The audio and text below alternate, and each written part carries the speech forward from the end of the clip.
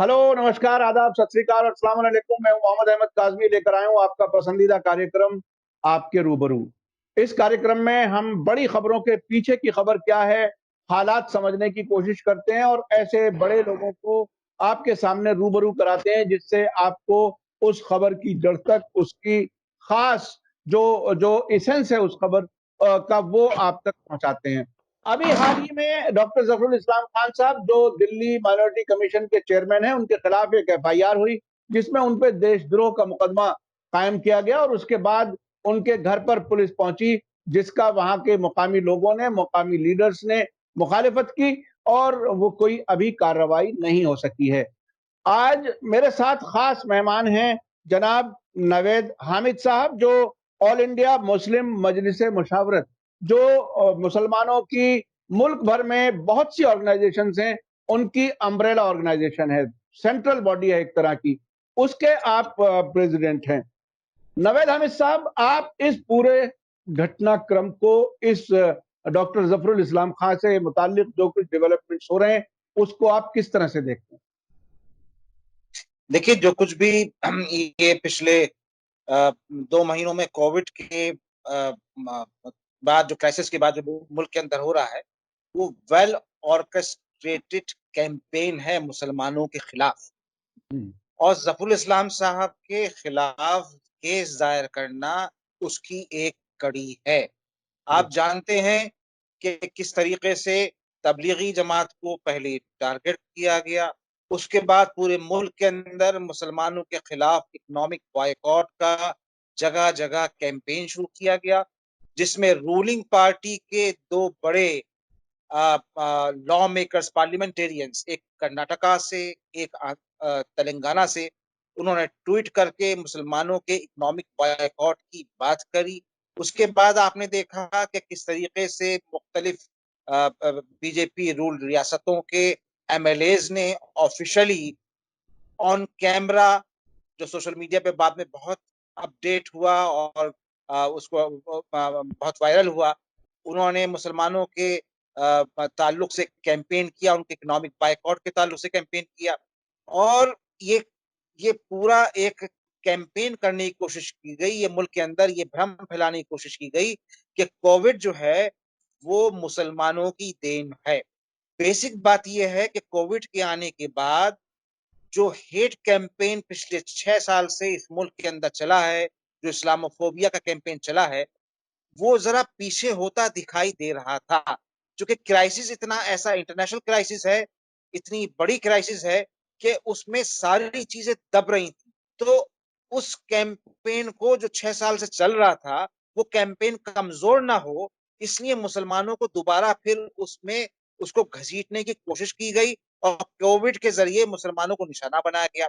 जफरुल इस्लाम साहब के पोस्ट्स को उनको बहाना मिला और उन्होंने जफरुल इस्लाम साहब को, देखिए, कभी वो जामिया मिलिया इस्लामिया को टारगेट करके उसको चारा बनाने की कोशिश करते हैं, कभी अलीगढ़ मुस्लिम यूनिवर्सिटी को चारा बनाने की कोशिश करते हैं, कभी वो सरूफा को चारा बनाने की कोशिश करते हैं, कभी वो खालिद को चारा बनाने की कोशिश करते हैं। वो तमाम उन वॉइसेस को जो मुसलमानों के ताल्लुक से मुल्क के अंदर एक कॉन्स्टिट्यूशनल राइट्स की बात कर रहे हैं और एक नई आवाजें उठ रही हैं, और मुसलमानों में जो जागृति आई है 2002 के बाद, खास 2004 के बाद खासकर, जो ये एक नई जनरेशन उठी है, उस जनरेशन को, जो मुसलमानों में थोड़े बहुत आवाज उठाने वाले लोग हैं, उनको टारगेट कर कर उनकी पूरी कोशिश ये है कि मुसलमानों को डेमोरलाइज किया जाए, उनके खिलाफ मुल्क के अंदर माहौल बनाया जाए, उनके ताल्लुक से एक ऐसी विशियस एक एटमॉस्फेयर क्रिएट किए जाए जिससे ये पूरे मुल्क में ये बात फैल सके कि इस मुल्क की हर परेशानी का जो सबब है वो मुसलमान है। और बहैसियत सदर ऑल इंडिया मुस्लिम मजलिस मुशावरत के, मैं जाती तौर पे और मुशावरत की तरफ से इसकी कड़ी भर्त्सना करता हूँ, निंदा करता हूँ, इसकी मजम्मत करता हूँ। अगर आप कहें तो मजम्मत जो है वो एक छोटा लफ्ज है। ये ये एक जेनोसाइड का ये पहली कड़ी है, पहली सीढ़ी है। जेनोसाइड एकदम मारन मरने मारने से शुरू नहीं होता है। जेनोसाइड के ताल्लुक से माहौल बनाया जाता है। पहले जिस कम्युनिटी के ताल्लुक से उसका जेनोसाइड करना है, उसके ताल्लुक से उसके सोचने और समझने वाले लोगों को टारगेट किया जाता है। उस कम्युनिटी को मिनहसुल कौम उसको टारगेट किया जाता है। उसके खिलाफ समाज में, मुल्क के अंदर माहौल बनाया जाता है। तो ये जेनोसाइड की पहली कड़ी है। और मुझे अफसोस के साथ ये कहना पड़ता है कि पिछले 20 वर्षों से, जो गुजरात दंगों के बाद से, मैं मुख्तलिफ मौकों पर ये बात कहता रहा हूं कि चूंकि भारत 1949 से एंटी जेनोसाइड लॉ का सिग्नेटरी है यूनाइटेड नेशन के अंदर, उसको एंटी जेनोसाइड लॉ पर को लागू करना चाहिए, हिंदुस्तान में कानून बनाना चाहिए। क्योंकि तमाम सियासी जमातें यहाँ पर कहीं ना कहीं इस्लामोफोबिया, मुस्लिम फोबिया के से त्रस्त हैं।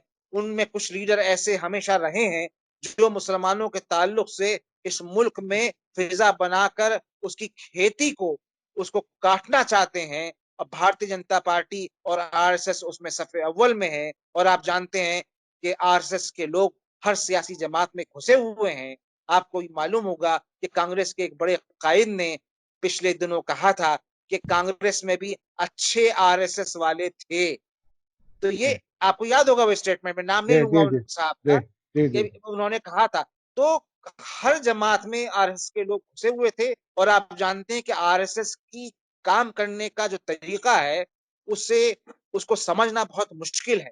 उन्होंने तो हर जमात में अपने लोगों को छोड़ रखा है। वो चोले बदल बदल के सब जगह फिरते रहते हैं।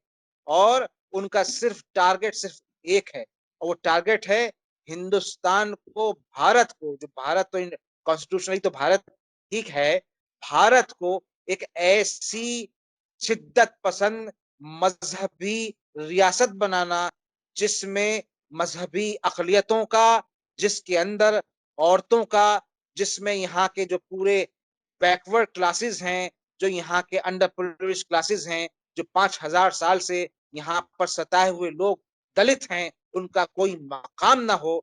ये कैंपेन जफरुल इस्लाम के खिलाफ एक ताजी कड़ी है। और जफरुल इस्लाम खां अब उनके लिए एक नया चारा है, जिसको हम समझ रहे हैं। और हर वो आदमी समझ रहा है जो भारत के आईन में आस्था रखता है, जो भारत की प्रभुत्ता में आस्था रखता है, जो चाहता है कि हिंदुस्तान के अंदर अमन और अमान कायम रहे, उसमें आस्था रखता है, जो चाहता है कि हिंदुस्तान की जो तहजीब है, मुश्तरका तहजीब, उस मुश्तरका तहजीब को नुकसान ना पहुंचे। वो सब समझ रहे हैं कि आरएसएस का और आरएसएस के जो ये प्यादे हैं, उनका एजेंडा क्या है। मुल्क के लोगों को समझना चाहिए कि अगर हालात खराब हुए, आप जानते हैं कि अरब की तो छोड़ दीजिए, पूरे यूरोप के अंदर, अमेरिका के अंदर, तमाम बैन अवी एजेंसियों के अंदर आज भारत की छवि जो है वो खराब हो रही है। वो इसलिए खराब हो रही है कि ये जो इंस्टिंक्ट है जेनोसाइड करने की, ये जेनोसाइड करने का जो इनके अंदर एक इच्छा है, उस इच्छा को लोग समझ रहे हैं। और समझते हैं कि अगर भारत के अंदर बदअमनी फैली, अगर भारत के अंदर अब मुख्तलिफ अकवाम के दरमियान नफरत अपने उरूज पे पहुंच गई, तो जेनोसाइड का और आपस में जो क्रैशेस हैं, उनको कोई नहीं रोक सकता। और अगर हिंदुस्तान के अंदर खुदा ना करे, अगर वो ऐसी सूरत हाल हुई, तो पूरी दुनिया समझती है कि बर्रे सगीर ही नहीं, not only the South Asia, but the whole world would be affected by this clash between communities in India. अच्छा, नवेद, हमें सब ये बताइए कि ऐसे हालात में जो आपने बताए हैं, और वाकई बहुत ही संगीन हालात हैं, बहुत ही संजीदगी से गौर करने की, सोचने की जरूरत है। ऐसे वक्त में आप मुल्क में जो सेकुलर अक़दार वाले लोग हैं, जो जाहिर है मुख्तलिफ मज़ाहिब में लोग हैं, वो और खुद मुसलमान जो संजीदा किस्म के पढ़े लिखे समझदार लोग हैं, जो कुछ कर सकते हैं, उन्हें ऐसे वक्त पर कैसे मुल्क को बचाने के लिए, मुल्क की यकजहती बचाने के लिए, और इस वबा से, जो एक कम्युनल वबा है जिसे मैं कह सकता हूं, एक महामारी है, ये भी एक बहुत बड़ी वायरस है, इससे कैसे बचा जा सकता है, मुल्क को कैसे बचाया जाए? देखिए, सियासी जमातों को समझना चाहिए कि सिर्फ सोशल मीडिया कैंपेन से ये पूरा विशियस वायरस जो है ये खत्म नहीं होगा। सियासी जमातों का हर मुल्क के हिस्से के अंदर कहीं ना कहीं उनका एक असर है। कांग्रेस पार्टी, उसका बूथ लेवल वर्कर आज भी है। समाजवादी पार्टी, राष्ट्रीय जनता दल, सीपीआई, लेफ्ट की पार्टीज, उनका कहीं ना कहीं इन्फ्लुएंस ऑफ पॉकेट्स हैं। नेशनल नेशनल नेशनलिस्ट जो एनसीपी है, कांग्रेस पार्टी, उसका एक कहीं ना कहीं महाराष्ट्र में और गुजरात के कुछ हिस्सों के अंदर कहीं ना कहीं इन्फ्लुएंस है। गोवा के अंदर भी उनका इन्फ्लुएंस है। रीजनल पार्टियों को तो आप जानते हैं कि एक बड़ा इन्फ्लुएंस अपने अपने अपनी अपनी रियासतों के अंदर है। तो मैं समझता हूं कि मुल्क की प्रभुता, मुल्क की में जो आस्था, इसके कॉन्स्टिट्यूशन में जो आस्था रखने वाली तमाम तमाम पॉलिटिकल पार्टीज हैं, उनको अपने पॉलिटिकल वर्कर को ब्लॉक लेवल के ऊपर उतारना होगा। क्योंकि सोशल मीडिया ग्राम पंचायत के लोगों के पास नहीं है। ग्राम पंचायत के लोगों के पास सोशल मीडिया की फैसिलिटी उन्हीं पे है जो थोड़ा सा पैसे वाले लोग हैं, जो थोड़ा सा सियासी, जो जिनके अंदर सूझबूझ है। तो अफसोस की बात यह है और हकीकत भी ये है कि आज आरएसएस ने मुल्क के गांव गांव के अंदर अपनी विचारधारा, अपने नजरिए के लोगों को बूथ लेवल पर खड़ा करने की कोशिश की है और एक बहुत हद तक वो नेशनल लेवल पर, कौमी सतह के ऊपर वो कामयाब हुए हैं। इसलिए इस वो जो सोशल मीडिया से पैगाम जाता है, आपने वो तकरीर सुनी होगी जो होम मिनिस्टर अमित शाह की, जब वो पार्टी के सदर थे, उन्होंने कहा था कि हमें बहुत थोड़ा समय लगता है एक खबर को, झूठी खबर को, उन्होंने कहा था अपने बहुत ही, उन्होंने उसको गर्व के साथ कहा था कि एक झूठी खबर को फैलाने में भी हमें बहुत थोड़ा सा वक्त लगता है, आपको याद होगा। तो ये जो जी जी झूठी खबर फैलाने की पूरी पूरी इंडस्ट्री है, उन्होंने, आरएसएस के लोगों ने हजारों लोगों को एम्प्लॉय रख रखा है।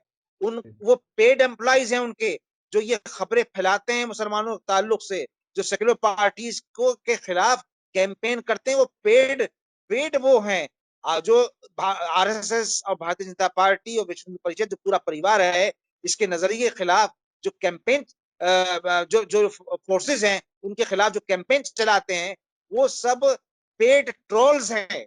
और अफसोस का मकाम यह है कि हुकूमत के जिम्मेदारान बशमूल इस मुल्क के वजीर आजम से लेके, होम मिनिस्टर से लेके, लॉ मिनिस्टर से लेके, बड़े बड़े भारतीय जनता पार्टी के बड़े बड़े कायदीन और संघ परिवार के बड़े बड़े कायदीन उन ट्रोल्स को फॉलो करते हैं, जिनका काम अपने सियासी मुखालिफिन, अपने जो उनके नजरियाती मुखालिफिन हैं उनके खिलाफ, और जो यहाँ के दबे कुचले दलित आदिवासी लोग हैं उनके कायदीन के खिलाफ, और यहाँ की अकलियतों के मजहबी और लसानी अकलियतों के खिलाफ वो मुस्तकिल सुबह से शाम तक 24 घंटे उन शिफ्टों के अंदर, 3 3 शिफ्टें उनको मिलती हैं, वो शिफ्टों के अंदर काम करते हैं। और हमारे यहाँ वो काम थोड़ा बहुत सोशल मीडिया पे उसको कन्फ्रंट करने का हो रहा है, लेकिन सिर्फ सोशल मीडिया पे कन्फ्रंट करने से नहीं चलेगा। मैं ये समझता हूं कि तमाम सियासी जमातों को और तमाम उन फोर्सेस को जो मुल्क के अंदर इस वायरस को खत्म करना चाहती हैं, कोविड तो 6 महीने में, 3 महीने में, साल भर में खत्म हो जाएगा, लेकिन ये जो वायरस, ये जो इसके जरिए ये जो एक बड़ा कैंपेन चल रहा है, इस वायरस के कितने दिनों तक, कितनी देर तक नुकसानात होंगे, वो हम और आप उसका अंदाजा नहीं ला सकते। इसलिए मेरी अपनी राय है कि सियासी जमातों को और सिविल सोसाइटी को अपना पूरा स्ट्रेटेजी को दोबारा सोच कर दोबारा बनाना होगा, तभी ये मुल्क बच सकता है। बहुत बहुत शुक्रिया जनाब नवेद हामिद साहब, आपने जो बताया वो लॉकडाउन, उसका बहुत ही वेल प्लान मुसलमानों के खिलाफ कैंपेन और मुख्तलिफ तरीकों से नफरत का बाजार गर्म करने का ये इंतजाम है।